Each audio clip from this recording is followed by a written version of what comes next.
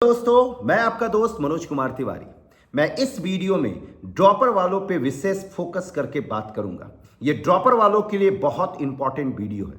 ये वीडियो में बताऊंगा कि किस तरह से ड्रॉपर टॉपर बन सकते हैं, क्या स्ट्रैटेजी होना चाहिए ड्रॉपर वालों का कि वो टॉपर की कैटेगरी में आ पाए, वो 2 डिजिट में रैंक ला पाए। तो आपको ये चीज समझना होगा कि आपके पास टाइम बहुत लिमिटेड होता है, 6 महीने का टाइम होता है। ये आपका एक नेगेटिव पॉइंट है, बट आपके साथ एक पॉजिटिव पॉइंट है कि आप थोड़े एक्सपीरियंस हो चुके हैं। एक्सपीरियंस इन द सेंस कि आप एग्जामिनेशन दे चुके हैं, आपको आइडिया है कि एग्जामिनेशन में क्या क्या परेशानियां आती है और क्या क्या आपका पॉजिटिव है, क्या क्या आपका नेगेटिव है। इन सारे चीजों को देखते हुए अगर आप प्लानिंग करते हैं तो आप बहुत अच्छा परफॉर्म कर सकते हैं, और साथ में मेहनत भी करते हैं तो आप बहुत अच्छा परफॉर्म कर सकते हैं जेईई में। अब सवाल ये उठता है कि सर क्या प्लानिंग होना चाहिए। तो मेरे अकॉर्डिंग जो प्लानिंग होना चाहिए ड्रॉपर वालों का, आपको सबसे पहले ये टारगेट करना चाहिए कि आपका वीक टॉपिक कौन सा है और स्ट्रांग टॉपिक कौन सा है। वीक टॉपिक को आपको शुरुआत में अच्छे से पकड़ना चाहिए, जो आपका वीक टॉपिक है। जैसे जनरली मैक्सिमम स्टूडेंट का क्या होता है कि वो क्लास 12th पास किए हैं, जेईई का एग्जाम दिया, नहीं निकला, तो वो ड्रॉपर के लिए जाते हैं। तो जो ड्रॉपर के लिए जा रहे हैं वो करंट में क्लास 12 तो पढ़े हुए होंगे, क्लास 12 पढ़े हुए होंगे, प्लस बोर्ड एग्जामिनेशन दिए होंगे। तो नतीजा क्या होता है कि उनका बोर्ड की वजह से क्लास 12 ठीक होता है, मैथ्स भी, फिजिक्स भी और केमिस्ट्री भी। एटलीस्ट इतना तो जरूर होता है कि वो बोर्ड लेवल निपटा पाए। अब बोर्ड लेवल टाइप का ही क्वेश्चन अब जेईई मेंस में पूछा जाता है। तो मेरे अकॉर्डिंग उनको सबसे पहले 11th पे फोकस करना चाहिए।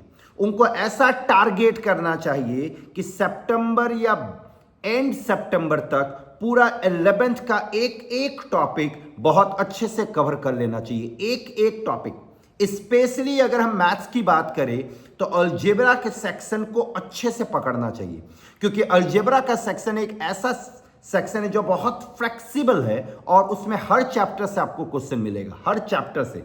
जैसे अगर हम एपी और जीपी की बात करें, और एपी और जीपी क्या है कि उसका सिलेबस रिड्यूस करने की वजह से वो छोटा हो गया, तो एपी और जीपी से आपको जनरली 2 क्वेश्चन मिल ही जाता है, और ऐसा क्वेश्चन मिलता है जो बनाया जा सकता है। अगर हम कॉम्प्लेक्स नंबर की बात करें तो कॉम्प्लेक्स नंबर का भी जेईई मेंस का सिलेबस छोटा सिलेबस है, उसको भी आप इजीली कुछ दिनों में कंप्लीट कर सकते हैं, और ऐसा है कि उसको भी आप आसानी से जेईई में बना सकते हैं। सेम चीज आपका बाइनोमियल के साथ है, सेम चीज आपका परम्यूटेशन कॉम्बिनेशन के साथ है। हालांकि मेरा हमेशा सजेशन ये रहता है कि परम्यूटेशन कॉम्बिनेशन को आप एग्जामिनेशन के 10 दिन 15 दिन पहले प्रिपेयर करें, परम्यूटेशन कॉम्बिनेशन एंड प्रोबेबिलिटी को, क्योंकि परम्यूटेशन कॉम्बिनेशन एंड प्रोबेबिलिटी में बहुत सारा कंसेप्ट होता है जो कि स्टूडेंट के भूलने के चांसेस होते हैं। तो जब आपका जेईई एग्जामिनेशन है, जैसे जेईई एग्जामिनेशन जब भी है उससे 20 दिन 25 दिन पहले आप परम्यूटेशन कॉम्बिनेशन को प्रिपेयर करें। उसी तरह से आप कोऑर्डिनेट ज्योमेट्री पे जाए, उसके बाद आप 12th में जाए। 12th इसलिए हम लास्ट में कह रहे हैं क्योंकि देखिए 12th को अगर हम सही से देखें तो 12th में पूरा कैलकुलस 3 चीज़ों पे बेस्ड है। पूरा कैलकुलस 3 ही चीज़ पे बेस्ड होता है, एक आपका फंक्शन, दूसरा आपका डिफरेंशिएशन और तीसरा आपका इंटीग्रेशन। जनरली डिफरेंशिएशन स्टूडेंट का अच्छा होता है क्योंकि डिफरेंशिएशन आसान होता है, तो डिफरेंशिएशन पे अगर आप थोड़ा सा टाइम देंगे तो डिफरेंशिएशन आपका बहुत अच्छा हो जाएगा।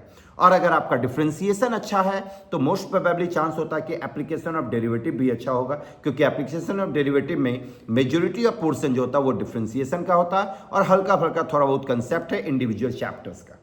तो इसलिए आपको डिफरेंशिएशन अच्छा होता ही है। तो कैलकुलस में आपको अगर दिक्कत नहीं होगा, अगर आप डिफरेंशिएशन और इंटीग्रेशन अगर आपका अच्छा है और वो जल्दी जल्दी किया जा सकता है, कम टाइम में किया जा सकता है। उसके बाद आपका बचता है वेक्टर और 3D। वेक्टर और 3D भी छोटा है और इंपॉर्टेंट है, तो उसको भी आप कर सकते हैं। तो ड्रॉपर वालों का जो सबसे बेस्ट स्ट्रैटेजी है कि उनको सबसे पहले 11th पे फोकस करना चाहिए, चाहे वो मैथ्स हो, चाहे वो फिजिक्स हो, चाहे वो केमिस्ट्री हो।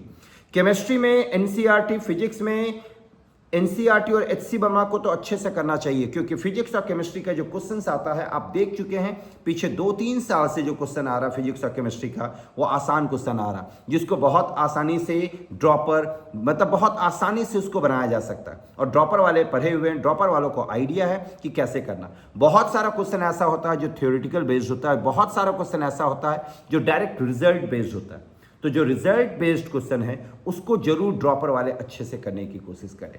तो सबसे पहले उनको 11th करना चाहिए, देन 12th करना चाहिए।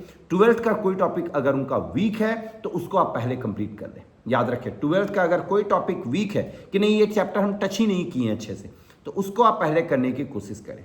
तो पहले 11th 12th क्वेश्चन मैक्सिमम से मैक्सिमम बनाएं, जो इंपॉर्टेंट रिजल्ट है उस इंपॉर्टेंट रिजल्ट को याद रखने का कोशिश करें। इन सारे चीज़ों को ध्यान में रखते हुए आप 12 से 13 घंटा मेहनत करें, आप बहुत अच्छा रिजल्ट कर जाएंगे।